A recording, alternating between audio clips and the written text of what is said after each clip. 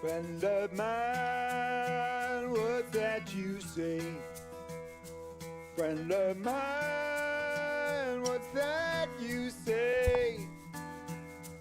All these lies you're spinning, I do not want in my house. Stay, not today.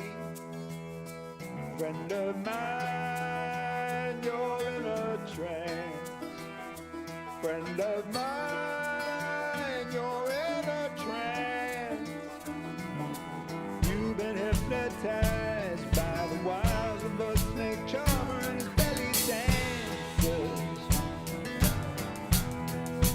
I see your color rise as you growl and rage. When it's there to the sides, you'll go down in flames. You swear that too close to make me. When big lies spread like a virus through the air. Stay true, cure the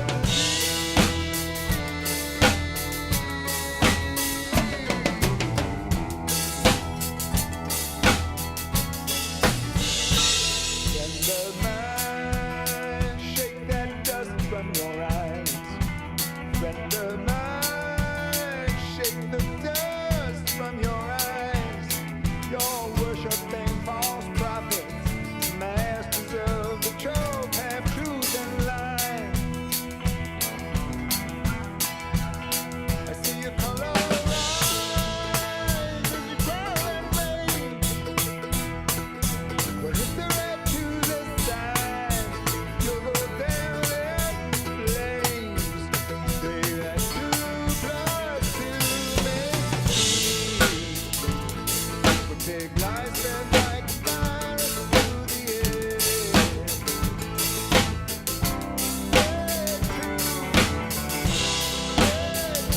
Cure the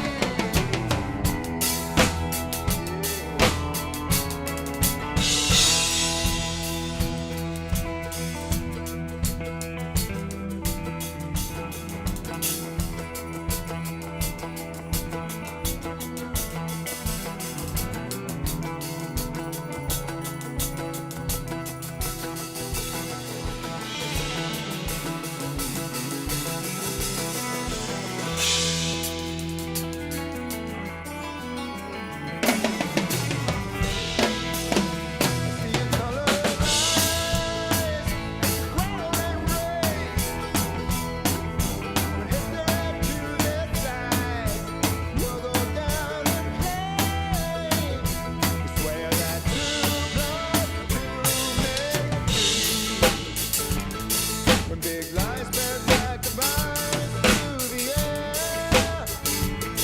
When big lies spread like a virus through the air.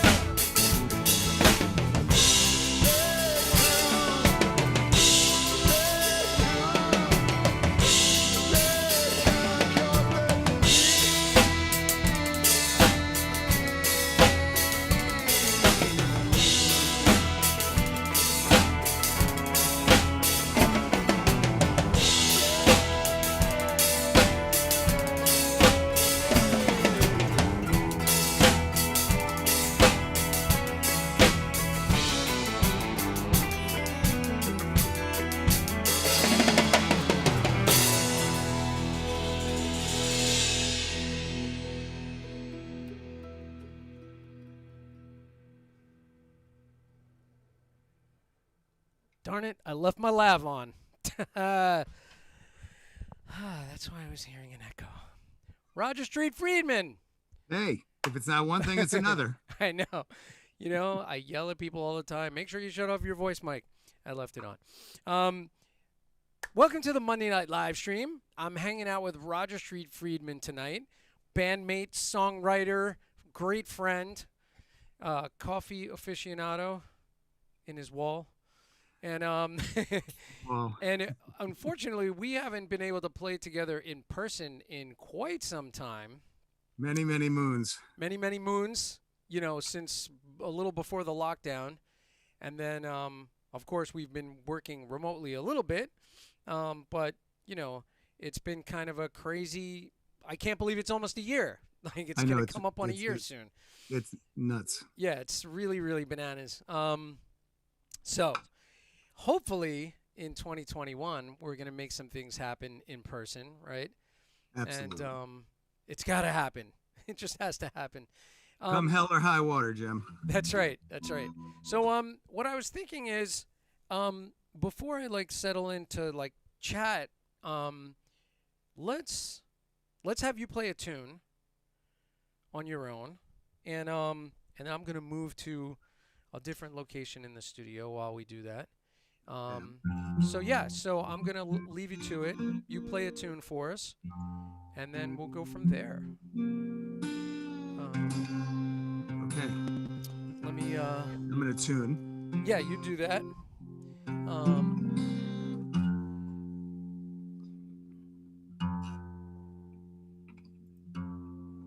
While we do this. Yeah, man. Happy New Year, Jim. Yeah. Happy New Year, man. I know. It's crazy. Crazy times. Crazy times. We're going to catch up. We got lots to discuss. And I'm going to make sure that my chat window is lighting up here a little bit. Let me move that over. And I'm going to get to that. I'm going to do War, I think. Cool. All right.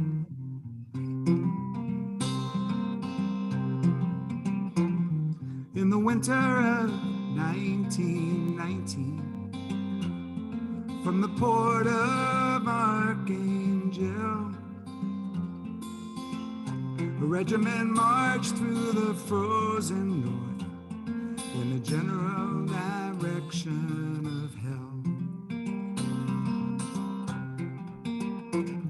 Misled by their majors, betrayed by command, their bodies shrunk down to the bone. Wounded men froze to death, waiting for help. Help that was too slow to come. Pray for the soldier who stood on the line, a century beneath the clover. Truth is, he gave the last breath of his life for a war that was already over.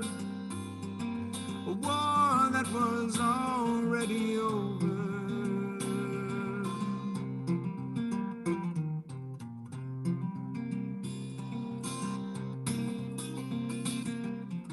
A red rubber raft left a Turkish beach. Not one spit of land inside, no. The refugees searched for one glimpse of hope deep in the hopeless night. Misled by the smuggler, they'd all piled in. A raft meant for 5, carrying 12. And that rolling dark sea capsized their dreams and took every last soul as well. Pray for the family that runs for their lives, seeking some kindness or cover. Hardest to kill is the will to survive, but the war is already over. The war is already over.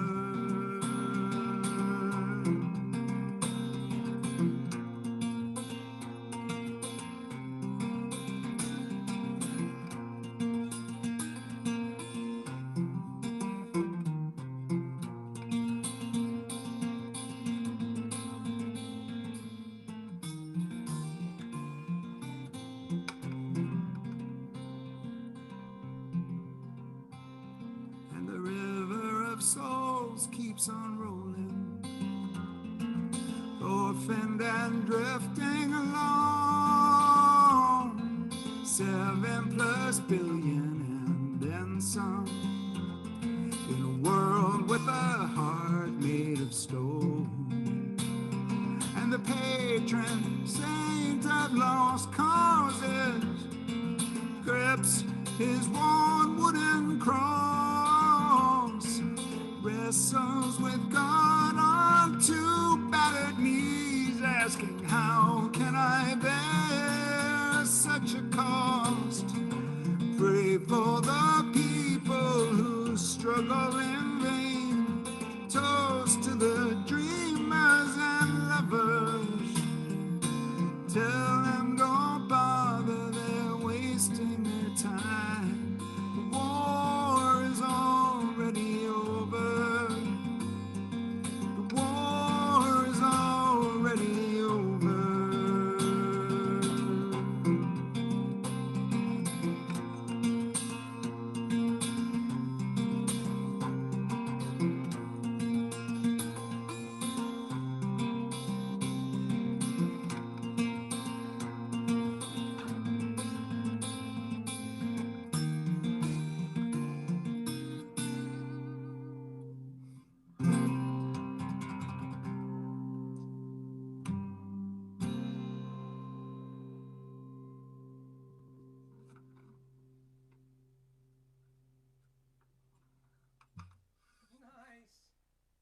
Wow, very cool. So good to hear that song. I haven't been doing much playing or singing. Well, we'll get to that. But that song, I mean, we talked about it last time. That was the one where I had the bottle of rocks in the bathroom, which I really should have those stills like ready. You're not supposed to really tell people about the rocks in the bathroom, right? What's that? Well, you know, I have some really funny pictures from that particular session, which I really should have the stills available, ready to go. But that was super fun. By the way, that song, I always feel like it's from another time. It really it was kind of feels like it was going for the Irish kind of folk, Celtic folk sound, you know, with that whole thing. But it to me, it's got almost some rootsy, like bluegrass in it almost too. I think from the chord structure, and it reminds me of like mountain music, you know, sort of Americana mountain music, maybe meets the Celtic thing. Yeah, no, I agree. And then you know, Larry layered all that great stuff on top of it. Yeah, with man. The fiddles and the baritone guitar and stuff. So it really came out like an amalgam of all of that, as you say. Yeah, for sure. Yeah, it was really. You want to hear about what it was based on, or what's the song about? Well, I read an article in the New York Times about these soldiers that had just finished fighting in World War I, and the war ended. And instead of getting sent home, our government sent them up to help the Tsarist Russians fight the Bolsheviks, and they basically got slaughtered, you know. And it was they sailed up to this port in Siberia called Archangel. Right. That's where they were based, and they just it just went poorly, and was basically a lost cause from the beginning. And it was, I had read an article in the New York Times, and the last line in the article was, the war is, they died for a war that was already over. Right. Oh my God. I had to steal that line. Yeah, that's pretty poignant topic. Wow. Poignant topic. It's a poignant world, Jim. Yes, it is. That is true. That is very true. I just want to real quick, let's just say hello in the chat. So first one in, Pat Ross. Happy first Monday of 2021. Patrick Ross. Lucia Seminaris hanging. Hi, Jim and Roger. How's everyone doing? And Lucia said Lena is watching too. So Lena says hi. We all say hi to Lena and Lucia. Bob Sears is in the house. And Bob Sears is saying hello to everybody. And he's asking me how my mom is. Maybe we'll get to that. And John Gill's in here. Happy New Year, John Gill. The audio mix sounded great, and the live stream looks fantastic. Excellent. Love it. Now, if I could remember to mute my voice mic, we'll all be good. That was good, guys. No, we didn't use Jam Kazam. We faked it. Woohoo! Well, what we did was this. I played to the track, which, and then Roger was basically on mute and playing along. That's how we did it last time with Matthew, where it looked like we were all playing together. And, you know, you have to do a little bit of trickery because there's no way to get it all synced up at this point. There's no magic sync everything button. Although Jam Kazam is coming along, but it's still not there yet. But it's something to consider. Even with this, I found it hard I couldn't really keep time with you. Yeah, well, the other thing is I had my voice mic on, so I was getting an echo. So the track was wasn't sounding aligned, so it was tough anyway. Barb Gruber says hi. Hey, Barb. Barb in the house. What you drinking, Barb? You got a martini? Probably, right? Mike Prago's hanging. Mike Prago says, hi, Barb. And, yeah, so I think we're all caught up. And, you know, this is kind of my a lot of the folks in here are my regular Zoom crew, which is great. They're in here with me every week. And it's become like a little family. So have you been doing any live streaming lately yourself? I had done a number of them, and then just the holidays got, you know, I don't know, COVID, and the kids were back home, and yeah, it got a little intense. We did a fundraiser for Long Island Cares with a bunch of I think on the 20th of December, and we raised a bunch of money for a local food bank out here on Long Island. Yeah, I saw that. That was great. Yeah, because people are, you know, people are really hurting. Yeah. Some people like, you know, they're doing fine, and right. But some of these industries, like you know, retail and hospitality and all of that, restaurant workers and stuff, are really, yeah. So we did that, and then I've been writing a lot. Excellent. I love to hear that. Yeah. Oh, there's a couple of more records in the offing. Good. I have to break it to Peggy. Got to bring it to the family. You're going to be in the laboratory for quite a while. By the way, just let the viewers know where you're sitting right now. I'm in my studio, which is also known as the Playroom. It's a total mess. But it's a beautiful facility. It is a nice studio. Oops, I'm going the wrong way.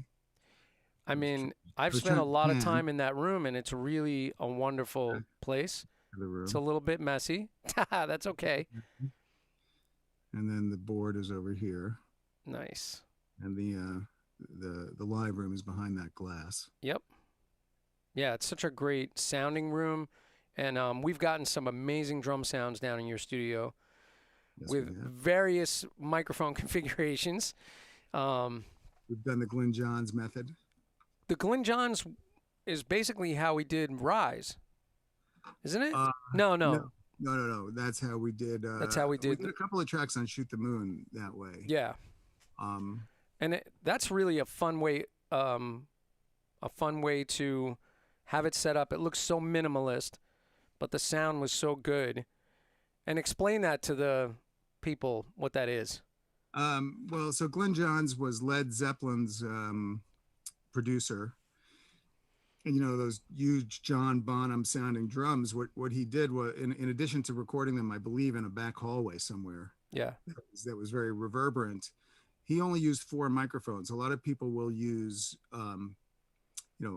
multiple mics, like up to 12 or 15. They'll use a mic on every drum, and they'll use overhead mics, and sometimes they use 2 mics on the tom-toms, one on top of the tom and one below the tom. But what winds up happening is you get what's known as phase issues. So unless you're really good, you will get the wavelengths of the different tracks won't exactly line up, and it winds up making the sound a little washy and not as full. Right. So Glyn Johns decided to just use 3 mics, which was a mic on the kick drum, a mic on the side of the kit looking towards the snare, and a mic over the kit looking down at the snare. So it basically gives an image of the drum. It's like the kit is just one instrument. Yeah. As opposed to, each drum being its own instrument, which is how a lot of modern drums are recorded. And it just gives a very, very big sound, and the phase issue completely goes away. Yeah, So, and the mics that we used for the overheads, what were those two microphones? those were U47, so vintage Neumann. Yeah, so like real amazing vintage mics. So that was pretty incredible. So that's something to check out. Which tunes did we use that on? Do you remember? I do. Tidal Wave and Paradise. Oh, cool. Because we had set it up the other way for the main tracking session, and then Felix, rest in peace. May he rest in peace. Yeah, decided we needed to do a cover song. Oh no, I'd written Tidal Wave, and he said this is a great song. We should put it on the record. So we did. We had everybody back for another session. Right. And since I was really lazy, I only wanted to set up 4 mics or 3 mics. That's one way to get there. Exactly. I talked about Paradise recently, our rendition of it, because I was doing a thing about waltzes one night, and so I played that tune and a bunch of other tunes kind of in that feel. So I was talking about that recently. By the way, Mike B says checking in from 125, and Wendy Rosshouse says, hi, guys. Hey, Wendy. And Don O'Keefe is in the house. Happy New Year, Don. John Gill's a fellow Long Islander, by the way. Awesome. Yeah. So it's good having all those folks hanging with us. So as far as the songwriting thing, so are you thinking we're going to get a jump start and start doing the remote recording thing? Or are you thinking we're going to bank it and then go back in the studio and go full steam later? I think it depends on, I'm actually just about to release Big Truth and Come What May. I don't know if you remember that tune that we did like way back when, but we finally got to finishing that and mixing it, and I'm working on a video for it. Oh, cool. So we have, because the thing now, according to the label people, is you just have to keep releasing stuff. Yep. So I'm going to release that, but I think there's some really big magic that happens when we're all together in the same room. Definitely. And where we, that was fun the way we did Rise, where we just kind of, you guys didn't really know the songs. You knew a couple of them, but most of them you did not know. And we just got together with Larry, who was the producer, and sat down and learned them and rehearsed them a few times, and then went and recorded them. And there was something really great about that. Yeah, I feel like the whole process of Rise was a pretty amazing thing. And working with Larry, of course, was great. And it, still gives me chills. And Larry, by the way, he and his wife, there's a documentary about them, which is about to be released, or is it released already? It's released. It's on Amazon. It's on Amazon. Yeah. What's it called? I'm trying to remember the name. Something in the music. It was the music. It was the music. Yeah. So, for those of you who are familiar or maybe not familiar with Larry Campbell, check out this documentary on Amazon.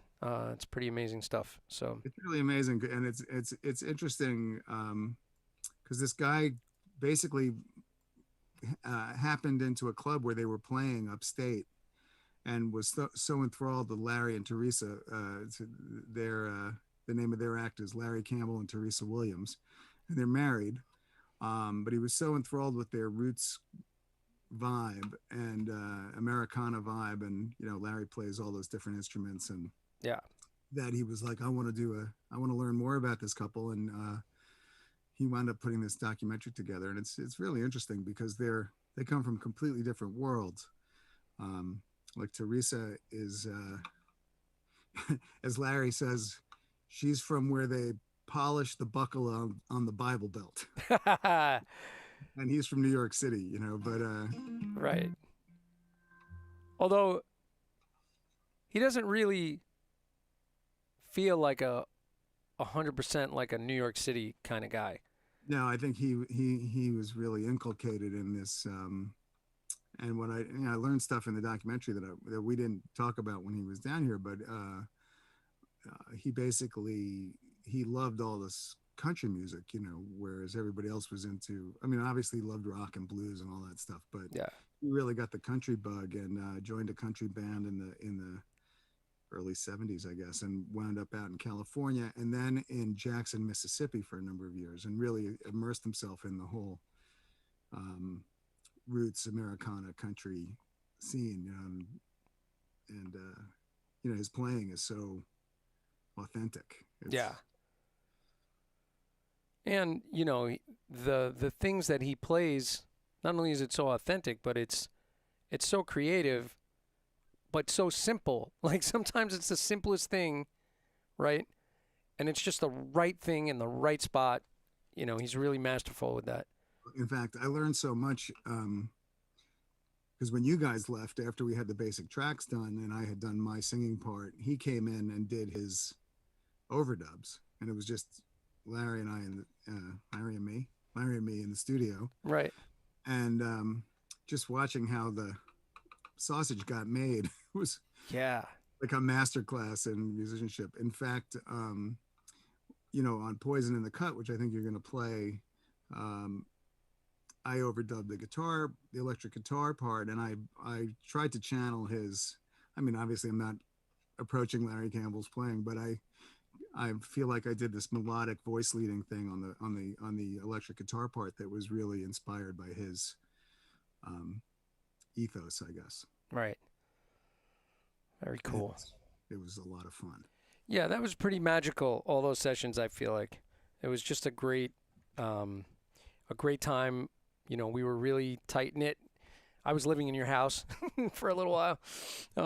So yeah. Don O'Keefe, by the way, says that he grew up on Long Island. And Whereabouts? Don, where'd you grow up on Long Island? And so it's always good having our Long Island peeps in the house. John Gill said, Don O'Keefe, I'm originally from Seaford, Long Island.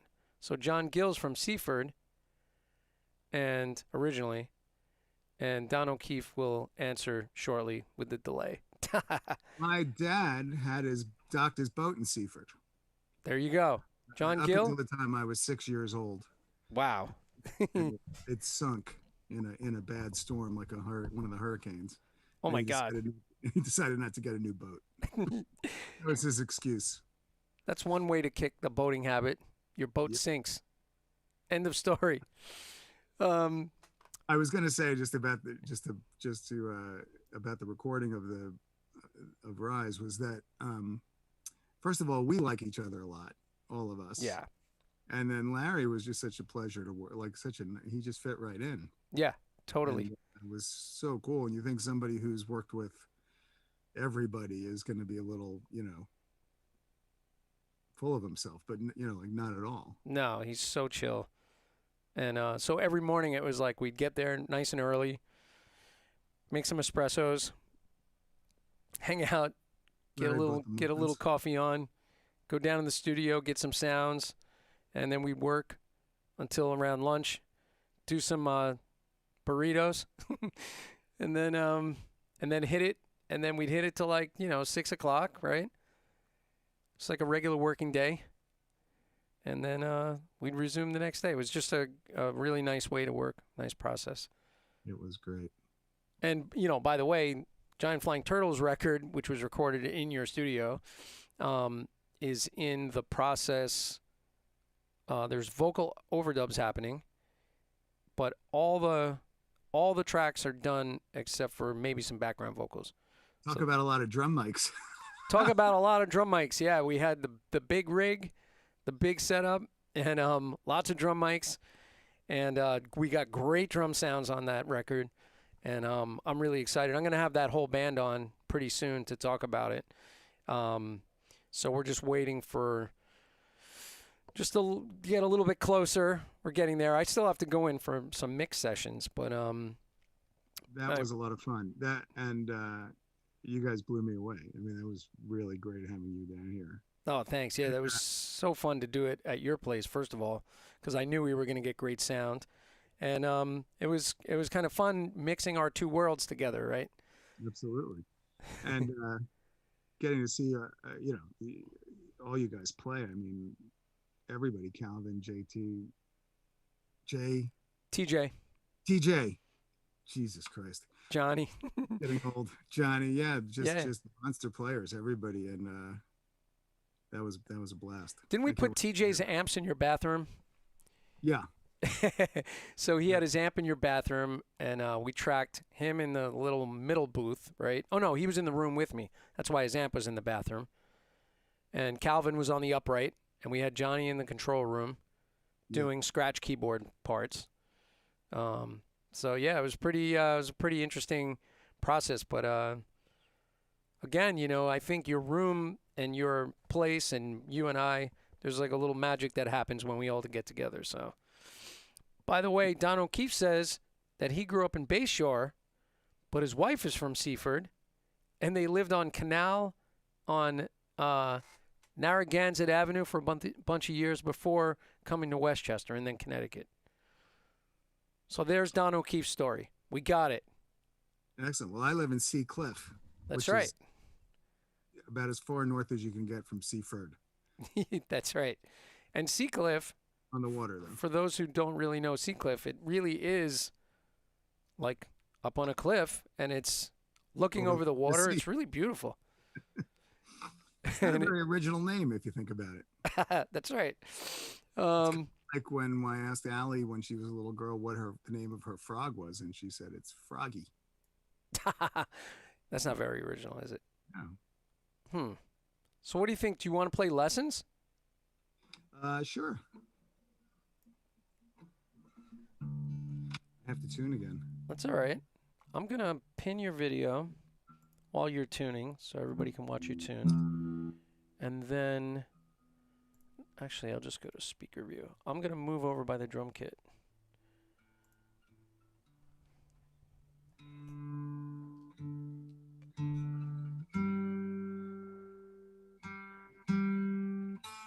When I sang "The War Is Already Over" before, those were the first notes I had sung in weeks. Crazy. This one's just in.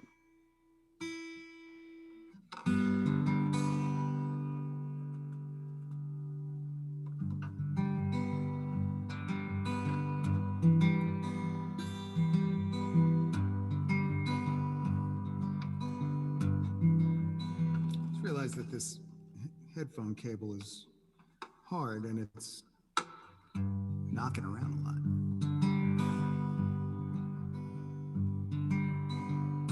Got shaken down on the waterfront, down to the holes in my dirty jeans. But for the kindness of these hand-me-downs, I'd be wearing cardboard and a thin coat of nicotine. In 1900 and something else, I was taking fire in a jungle in Vietnam. Spent the best part of the next 40 years taking fire from Uncle Sam. Please don't say I told you so. I can do that for myself. Words will go where words will go. I have learned that lesson well. I have learned that lesson well.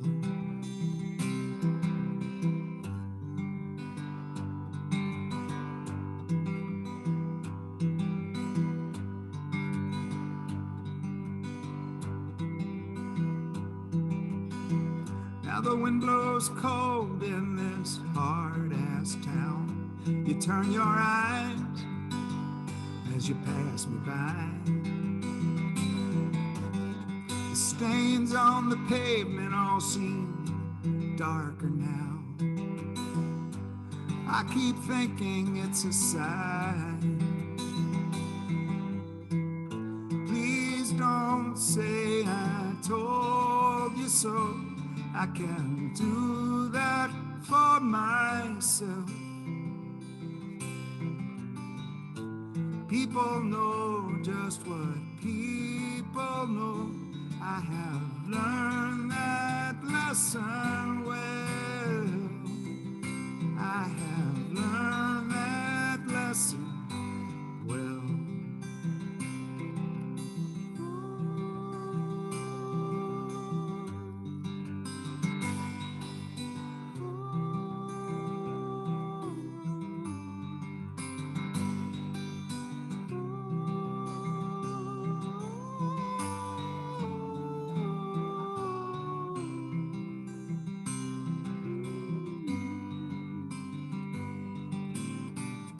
Please don't say I told you so.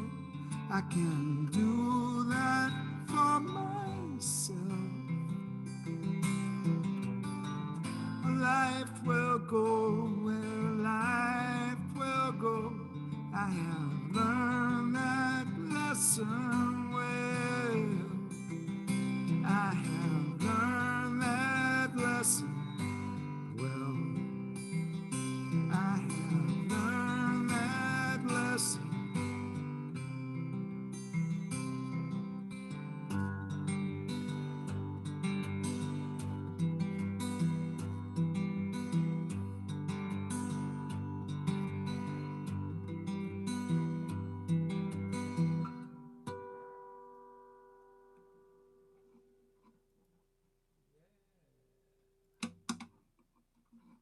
Yeah, brother.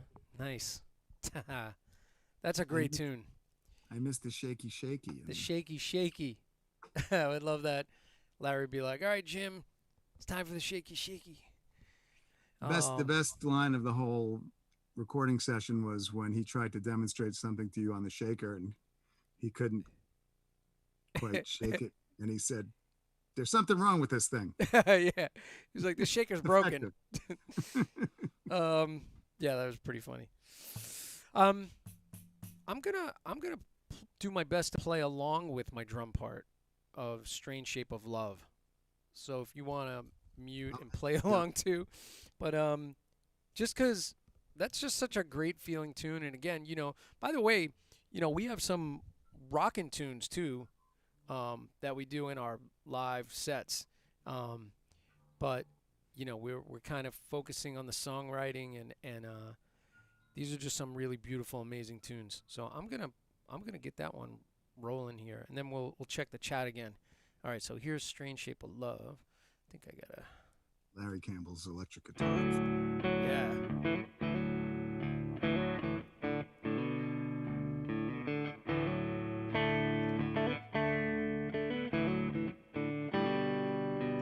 There's a big lazy sun slipping toward the sea, wearing a top-down rental, flying on Highway 1. It was just south of Carmel when you turned to me with your hand on my thigh and your taste on my tongue. Right then, I knew this was forever. Knew it right down to the bottom of my soul. As true as the sound of steel belts on the highway and the foam on the waves as they ebb and they flow.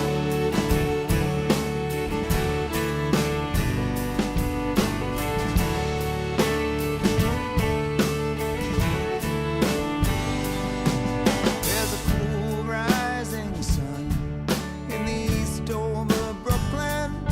In bare skin we lie in the embers of last night.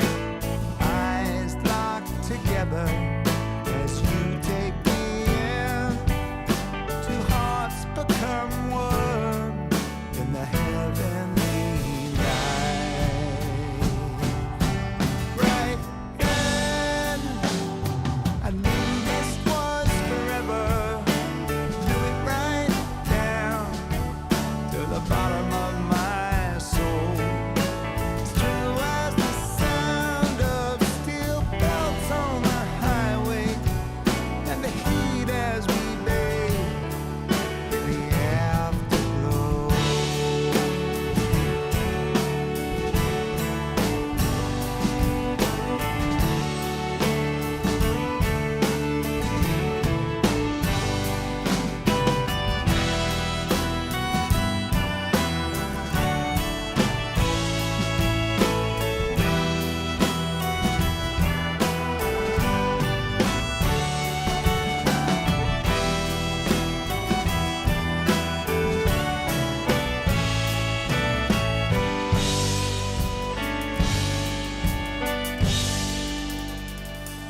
well.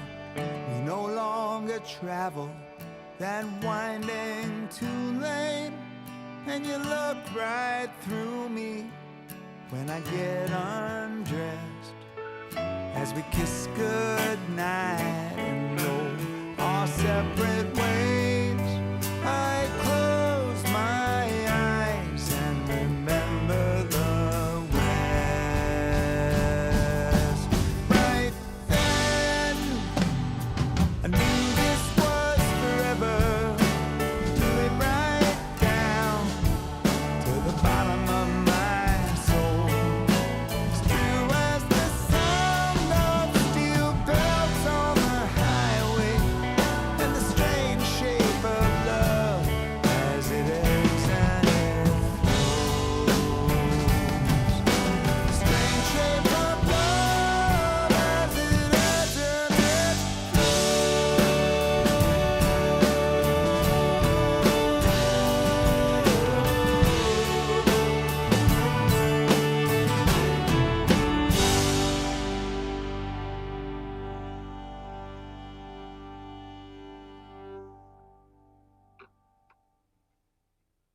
Great drumming. What a tune. Yeah, that was nice and synced up. I remembered to mute my microphone. Yeah, that's a fun tune. I just love the feel on that, and all the parts. And what at the very end, is that just a fiddle holding out at the end? There's also I'm keys, I'm right? holding out that long note, right? Right, yeah. Yeah, and fiddle Yeah. is on there. Such And a- also, I don't have it in here set up right now, but the harmonium. and the harmonium, Yeah. which I love that every time when we were like out doing shows, someone would say to Steve, "What is that thing you're playing?" And he'd be like, "I can't remember the name of it." So you can never remember. It was called the harmonium. But that harmonium is pretty interesting, and it was such a great choice for this record because it did kind of define some of the sound. And Yeah. it's very nifty looking. It's like an accordion on a stand, right? Yeah, it looks like it's a cross between a MIDI controller and an accordion. It's, Keyboard on the top, and a bellows behind. yeah, yeah. Yeah, Larry pulled up with a bunch of instruments that I was unaware he was moving in when we started the project. One of those was the harmonium, which I promptly went out and bought. I used it on Big Truth, Yeah, yeah. and also the cittern that he played on Rise, Oh, right. and of course mandolins and violins, and Yeah. And he's so good at all of them. it's really amazing. It's pretty crazy. I said, how do you learn how to play this pedal steel? He says, buy a pedal steel and lock yourself in a room for 3 years. That'll do it, right? Yeah. Oh my God. Yeah, that's a great tune. I love playing that one. And I tried to put in sort of a swinginess to it, you know.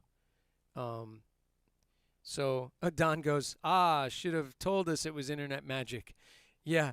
So I played to the tune, and I had to mute Roger because, watch, Roger, let's play a downbeat together. Ready? 1, 2, 3, 4. There you go. So to Roger, it probably sounded like we were on. To me, it went boom, wank. And then to Do it you, one more time. 1, 2, 3, 4. Yeah, almost a quarter note apart. It's distant. Very distant. It's So a good thing because I forgot the chords while we were playing. Oh man. So that's a super fun tune, and I was gonna do Poison in the Cup, but I don't remember my drum part, but I could do it. And let me just see what else is being said over here. Get off my screen. What's that?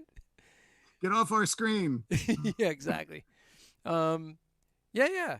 Any questions like to this guest of the evening, to Roger Street Friedman? If you have any questions for Roger, man, I will field them to him. I haven't been going to my normal scenes in this live stream. I've been just hanging with my good friend, bandmate, amazing songwriter Roger Street Friedman tonight. And Roger and I have been playing together for a very long time. You remember when our first gig was? I don't remember the year. 1993. 1993. Yes. Excellent. Yeah, man, we've been hitting this for a long time. And the songs keep getting better. We took a short hiatus. Yeah, just 19 years. No, how long was the hiatus? It was about well, I think we got back together in 2009. So what is that? 16 years? Yeah. How did Pat Ross said, how do you hook up with Jim Toscano? Franny Burke. So how did Franny find me? Somehow Greg Reeves. Cavers? Yeah, Cavers. So I was playing with this group from Australia called Cavers, and it was a songwriting team that came here from Australia, Lisa Richards and Greg Reeves. Greg Reeves just reached out to me on Facebook Messenger on Sunday, but I was with my father when he reached out to me. I have to get back to him. And so we were playing in this band Cavers, and the songwriting team was from Australia, and we were playing the sort of downtown village club scene. And Greg, I think, did some work with Franny, and someone's ringing my phone. I was taking voice lessons with Franny. Oh, so the connection was Franny. And so you were taking voice lessons with Franny. Greg did something with Franny, and he recommended me, and that's how we got hooked and I up. came to see the Cavers down in one of those little clubs like on East Cafe Chenet or something, right? East 2nd Street or something. Yeah, we were a fixture, man. We were playing all the time. And you guys were great. That was a fun band. And that was coming right off of the heels of Point of View, the fusion group. So Rob Glick and I, who are still playing together in a fusion group, became the rhythm section for Cavers, and we were just basically doing the fusion thing, Point of View, which at the time was like a 7-piece band. We had horns and everything. And then we started working with Cavers. And actually, we were working with another songwriter, Susan Firing. I don't know if you remember her, but we were working with Susan Firing for a while. And then Cavers, and then I'm hooked up with you, and the rest is history. Yep. Yeah, man. Fun. Yeah, good times. I got back into writing, and I kind of took a break and did something completely different, and then got back into making music in 2008 or so. And then in 2009, I think I found Jim on Facebook and said, "Hey, you want to do a gig?" Yeah, and our first gig back was like in Brooklyn, in our old neighborhood. In Ditmas Park, yeah. In Ditmas Park at a bar. In front of the drunk teachers. What's that? The drunk teachers who were waiting for karaoke. Oh, that's right. Oh my God. So we play this bar for our first gig back, and it's Roger, myself, Lee Marvin on bass, and Lee had been playing with us earlier on, and a piano player, Rachel Kaufman, I think. Yep. And at the club that we were playing at, after we were playing, it was going to be karaoke night for all the teachers from the school up the block. And it was their last. It was June, and it was the last day of school. It was the last day of school. So they had been drinking since 4 p.m. So it was a bunch of hammered. 12 of them. It was a bunch of hammered teachers waiting to do karaoke. They were not interested in hearing my original songs. No. Yeah, we were kind of getting heckled a bit. And all my friends were in the back. Well, what a way to go back together, right? Baptism by fire. Exactly. And it got us used to being heckled from there on out. That's right. Then we just got used to it. Now it doesn't bother us at all. That's great. Roger, when did you start playing the guitar? This is from Lucia. When did you start playing the guitar, and what made you want to play the guitar? And what musician inspires you? It's a 3-parter. Okay. Well, I started playing the guitar when I was 7, and mainly because my 2 older brothers played. and I tried to get good enough fast enough so that they would let me play with them, because at the beginning they would of course say, get out of here. You're not good enough to play with us yet. Probably not much nicer than that, like Yeah. literally get away from us. And eventually I got good enough. And then, the people who really inspire me musically are really the singer-songwriters that, from the 70s and 60s and 70s, Dylan and Paul Simon and Joni Mitchell and Jackson Browne. I mean, Cat Stevens. I'm on a big Cat Stevens kick right now, just listening to those. My man Lyle Lovett too. Lyle Lovett. Yeah. Yeah, and then I mean, James I Taylor. love so much. I love all different kinds of music. I was a big progressive rock fan. I still am. Me too. King Crimson and Yes, and anything Peter Gabriel did by himself. Yes. The band, Robbie Robertson, solo stuff. It's just it's an eclectic and large list. But I would say, like, from a songwriting perspective, all those guys. There's a great book that I'm reading right now called Songwriters on Songwriting. It's about this thick, and it's got interviews with everybody. I just love I really like trying to craft meaningful lyrics, and so anybody who writes great lyrics and of course sings great and writes great music, I'm a fan of. I find I'm inspired by so many people. Yeah. And even newer, people who are just out now, like Jason Isbell, and he's been around for a while, but he's contemporary, and I really love Laurie McKenna, who writes great country tunes, and that's good answer. Did I answer all three? Yeah, I think so. Yeah, that's very good. Thanks for the question.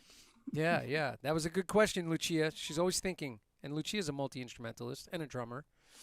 She plays bass, guitar, a little bit of mandolin, drums, piano. She's a very talented young lady.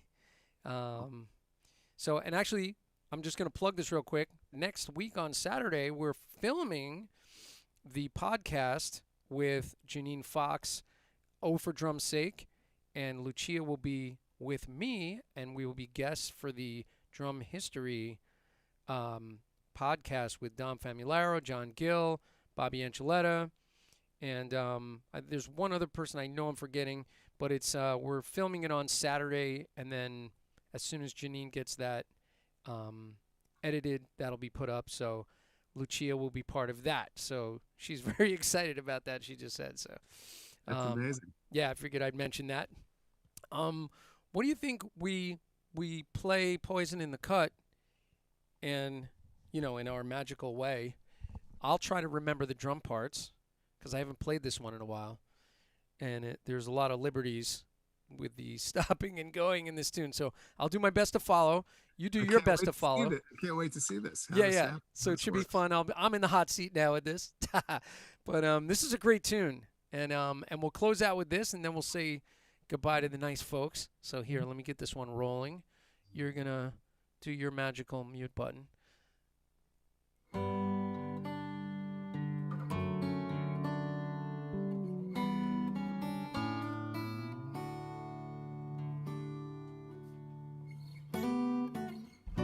The nation shakes and shivers down to the bones that built this land. We bear witness and cannot forgive. We've seen all that we can spend. And the streets grow hot and restless, like a body with a chill. When the infection that festers beneath the skin will no longer be still. Some try to blame the victim, but the case is open and shut.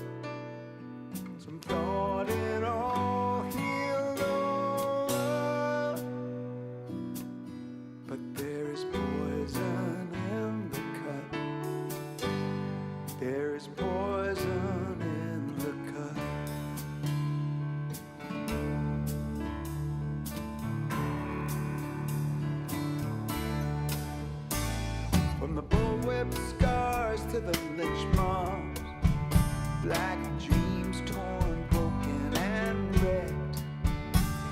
For April 4th, 1968, for every knee upon a neck,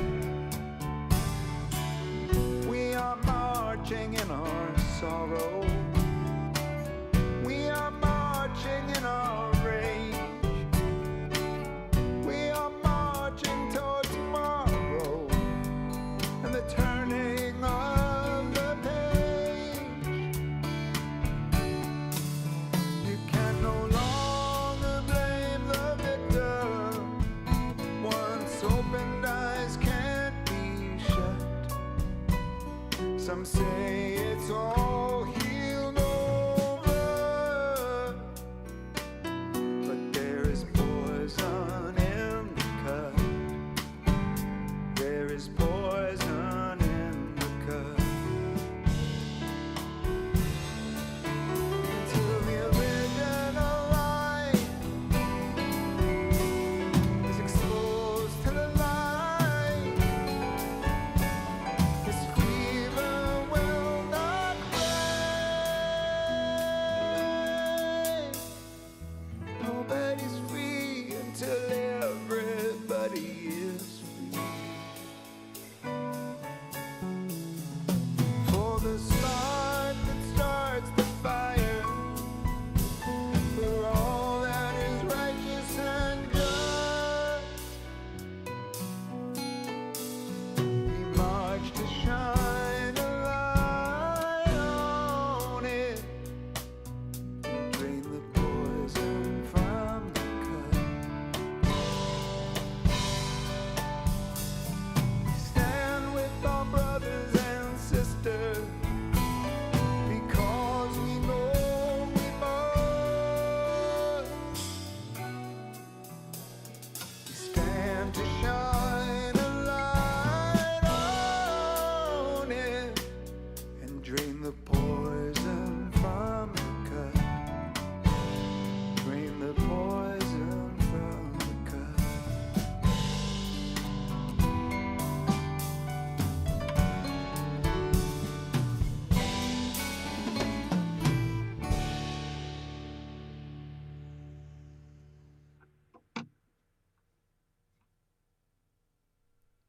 Not bad, Roger. I love that drum part. Thanks, man. Yeah, that's super fun. That's, You make it it's easy to fun. play good drum parts oh, because, you know, if good you, drum parts make it easy to play. To write the tune. I love you, man. I love you too. It's No, like, no, but that was some real like Steve Gadd kind of just real right there in the pocket. You know, just simple. trying to stay out of the way, but give it a foundation, not step on your, you know, your phrasing. So, you know, as always, I just try to play for the song. The song tells me what to play. So as long as we're receiving or on the receiving end and we have an open mind and open ears, hopefully Yeah. we're going to play the right thing. I knew I liked you for a reason.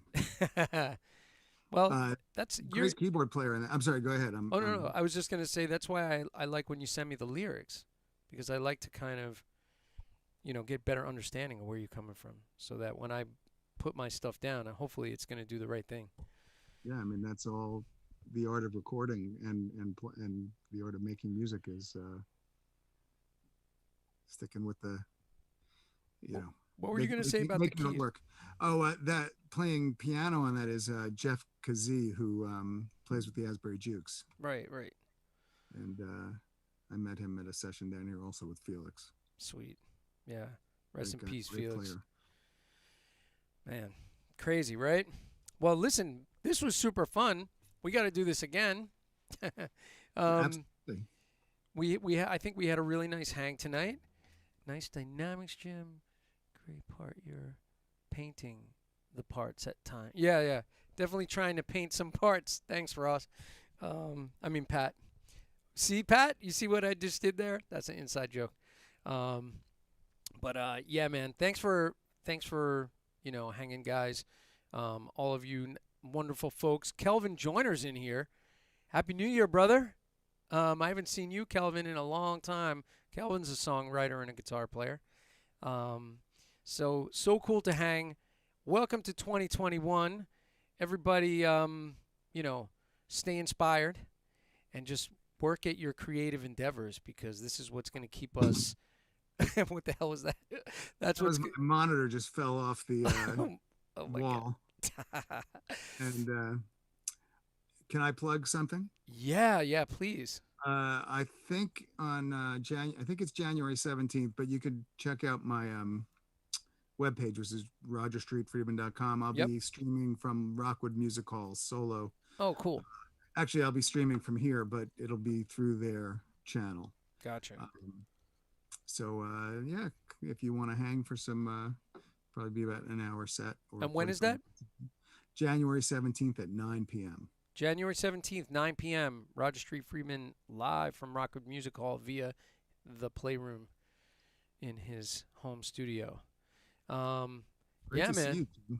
Great to see you. So thanks for hanging out, everybody. I will see everybody very soon. Remember, Thursday night is the Hand Technique Workshop live stream. And I am back full on doing my Mondays and Thursdays again. I have some new topics for next week. And we have some really cool guests coming up pretty soon. So, on Mondays, I'm going to, either be with guests or doing drum stuff. But all these live streams are going to be super fun. I hope you hang with us. And Happy New Year, everybody. And I'm going to roll the titles. Thank you, Roger. All right. Happy New Year, everyone. Happy New Year, Jim. See you soon.